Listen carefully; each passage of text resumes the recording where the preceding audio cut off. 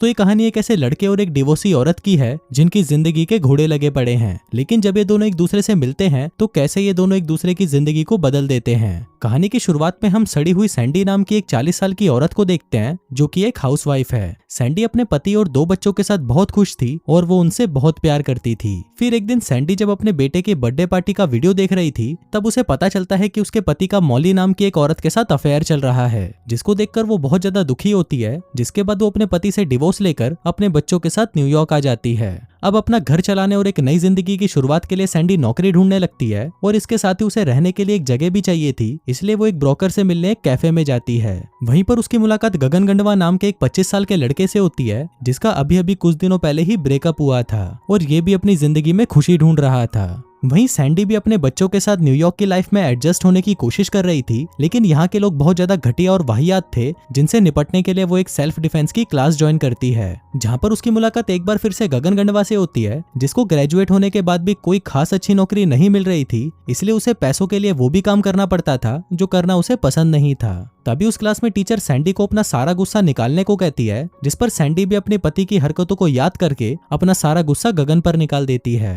पहले तो वो उसे गंदी गंदी गालियां देती है और फिर उसे कुत्ते की तरह पेलना शुरू कर देती है। इसके बाद अगले दिन सैंडी गगन से कल की हरकत के लिए माफी मांगती है और उससे पूछती है कि क्या तुम मेरे बच्चों के बेबी सिटर बन सकते हो, जिस पर गगन गंडवा भी उसे हाँ बोल देता है। फिर उसी रात जब गगन बेबी सिटिंग के लिए सैंडी के घर पर आता है तब उसे पता चलता है कि सैंडी के बच्चे तो बहुत ज्यादा अजीब हैं। इसके बाद सैंडी उसे वहीं छोड़कर एक आदमी के साथ डेट पर चली जाती है, लेकिन वो आदमी भी एक नंबर का चूतिया था और वो सैंडी के साथ काफी अजीब हरकतें कर रहा था। अब सैंडी को उस आदमी के साथ अच्छा तो नहीं लग रहा था, लेकिन फिर वो सोचती है कि चलो कई दिनों बाद मेरी बंजर गुफा में हरियाली आ जाएगी। वहीं घर पर गगन धीरे धीरे सैंडी के बच्चों का दोस्त बन गया था, लेकिन वहीं दूसरी तरफ वो आदमी सैंडी के साथ और भी अजीब हरकतें करने लगता है। अब सैंडी इन सब चीजों से परेशान हो जाती है और वो उसे गालियां देकर वापस अपने घर आ जाती है। घर पर गगन ने बच्चों को सुला दिया था और फिर सैंडी गगन को अपनी खराब डेट के बारे में बताती है और कहती है कि वो आदमी तो एक नंबर का ढक्कन था, उसका सामान भी बहुत छोटा था और वो दिमाग से एकदम पैदल था। फिर अगली सुबह जब गगन कैफे में काम कर रहा था तभी वहां पर सैंडी के दोनों बच्चे भागते हुए आते हैं और उसे कहते हैं कि उनकी माँ मर चुकी है।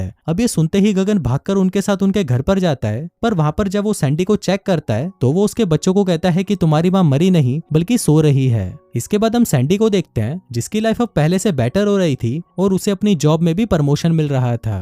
अब क्योंकि सैंडी का काम भी बढ़ गया था इसलिए वो गगन को परमानेंट बेबी सिटिंग की जॉब ऑफर करती है, लेकिन उसके इस काम से गगन के मॉम डैड बिल्कुल भी खुश नहीं थे क्योंकि गगन ने एक अच्छे कॉलेज से ग्रेजुएशन की थी और वो नहीं चाहते थे कि वो ये बेबी सिटिंग वाली जॉब करे। इसलिए उनके कहने पर गगन बेबी सिटिंग के साथ साथ एक बड़ी कंपनी में भी जॉब ढूंढने लगा। अब धीरे धीरे वक्त बीतने लगा और गगन सैंडी और उसके बच्चों के और भी नजदीक आने लगा। वहीं सैंडी के दोस्त भी समझ गए थे कि सैंडी अब गगन गंडवे को पसंद करने लगी है। दूसरी तरफ गगन को भी अब दूसरी लड़कियों में कोई इंटरेस्ट नहीं था और उसे सिर्फ सैंडी और उसके बच्चों के साथ ही रहना पसंद था। फिर एक दिन सैंडी गगन को एक फाइट मैच की 2 टिकट्स देती है और उसे कहती है कि तुम अपने दोस्त के साथ ये मैच देखने चले जाना, पर गगन का कोई भी दोस्त नहीं था इसलिए वो सैंडी को ही अपने साथ चलने के लिए पूछता है और सैंडी भी उसे हाँ बोल देती है। फिर अगली रात वो दोनों साथ में मैच देखने जाते हैं जहाँ पर सैंडी को भी बहुत मजा आता है। फिर कुछ देर बाद गगन के पास एक आदमी आता है जो कि एक बहुत ही बड़ी कंपनी का सीईओ था, जहाँ पर गगन कुछ दिनों पहले इंटरव्यू देकर आया था। फिर उन दोनों की बातों से सैंडी को पता चलता है कि गगन को उस कंपनी में नौकरी मिल गई थी, पर गगन ने बेबी सिटिंग के लिए उस नौकरी को छोड़ दिया। फिर सैंडी के पूछने पर गगन कहता है कि पहली बार उसे कुछ करने से खुशी मिल रही है और उसे सैंडी और उसके परिवार के साथ रहना बहुत पसंद है। तभी हम देखते हैं कि मैच के दौरान एक बॉक्सर सीधा आकर गगन के ऊपर गिर जाता है जिससे उसे बहुत चोट लगती है। फिर सैंडी उसे उठाकर अपने घर ले जाती है और उसे आज रात यहीं रुकने को कहती है। अब गगन को लग रहा था कि आज तो वो सैंडी के साथ पलंग तोड़ेगा, पर तभी वहां पर सैंडी का एक्स हस्बैंड आ जाता है और वो सैंडी और उसके बच्चों को गगन के साथ खुश देखकर बहुत गुस्सा हो जाता है और सैंडी से झगड़ने लगता है। वो सैंडी से कहता है कि तुम वापस घर आ जाओ और मैं सब कुछ ठीक कर दूंगा। वहीं गगन बच्चों को सुलाकर जब कमरे से बाहर आता है तो वो आदमी गगन को वहां से जाने को कहता है, लेकिन गगन गंडवा वहीं रुक जाता है और वो सैंडी को अपने दिल की बात उसे कहने को कहता है। अब सैंडी वो बातें बोल नहीं पा रही थी जो उसने उस दिन सेल्फ डिफेंस की क्लास में बोली थी, लेकिन गगन जब उसकी बातें उसके सामने ही बोलने लगता है तब सैंडी भी वही बातें बोलना स्टार्ट हो जाती है और वो अपने एक्स हस्बैंड को गंदी गंदी गालियां देने लगती है। सैंडी अपने हस्बैंड को वो सारी बातें बोल देती है जो कई सालों से उसके दिल में थी। फिर अपने पति को वहां से भगाने के बाद सैंडी गगन से कहती है कि कल वो उसके साथ डेट पर जा रही है। फिर अगले दिन गगन जब अपने दोस्त को बताता है कि वो सैंडी के साथ डेट पर जा रहा है तो उसके दोस्त को ये सुनकर बहुत बुरा लगता है, क्योंकि उसी रात उसका एक स्टेज परफॉर्मेंस था और वो चाहता था कि गगन भी उसका शो देखने आए। अब गगन अपने दोस्त को नाराज नहीं कर सकता था, इसलिए वो शाम को सैंडी के साथ उसका शो देखने के लिए जाता है।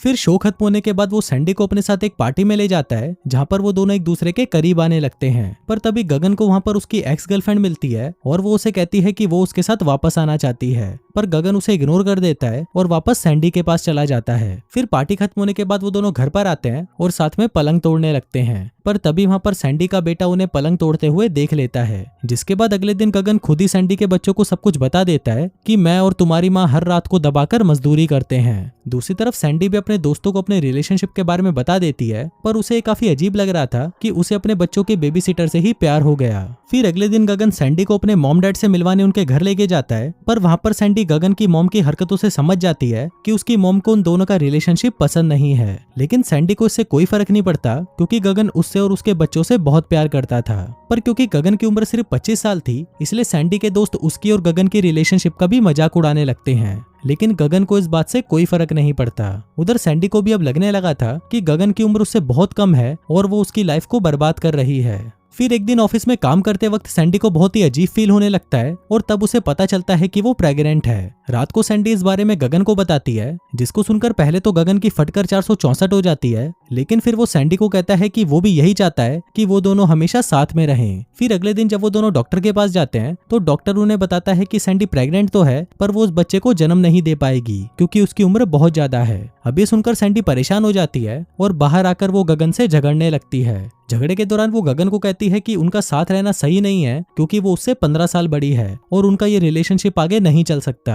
अब क्योंकि उन दोनों का साथ में कोई फ्यूचर नहीं है, इसलिए वो दोनों साथ में नहीं रह सकते और ये बोलकर सैंडी वहां से चली जाती है। अब इसके बाद से वो दोनों अलग हो जाते हैं और गगन अपनी बेबी सिटिंग की जॉब छोड़कर ट्रैवल करने के लिए दूसरे देशों में चला जाता है। लेकिन अलग अलग देशों में घूमने के बाद भी गगन को सिर्फ सैंडी और उसके बच्चों की ही याद आ रही थी। वहीं दूसरी तरफ सैंडी एक अच्छी माँ बनने की कोशिश कर रही थी और उसे अपनी जॉब में भी प्रमोशन मिल गया था। अब ऐसे करते करते 5 साल बीत जाते हैं और सैंडी एक सक्सेसफुल रिपोर्टर बन जाती है और वहीं गगन दुनिया के अलग अलग देशों में घूमते हुए बच्चों को पढ़ाने लगता है। गगन को काफी लड़कियां अपनी पिंकी देने की कोशिश करती हैं, पर गगन उन्हें मना कर देता है क्योंकि अब वो कुछ समय अकेले रहना चाहता था। फिर एक दिन हम सैंडी को एक रेस्टोरेंट में अपने बच्चों के साथ देखते हैं, जहाँ पर उसकी मुलाकात एक बार फिर से गगन से होती है और वो दोनों एक दूसरे को देखकर बहुत खुश होते हैं। फिर सैंडी को पता चलता है कि गगन ने कुछ सालों पहले बांग्लादेश से एक बच्चे को अडॉप्ट कर लिया और अब वो दोनों साथ में रहते हैं। फिर जब गगन सैंडी को बताता है कि वो अभी भी सिंगल है, तो सैंडी गगन के साथ वापस रिलेशनशिप में आ जाती है और वो दोनों खुशी खुशी साथ रहने लगते हैं। और दोस्तों, इसी के साथ ही ये कहानी यहीं खत्म हो जाती है।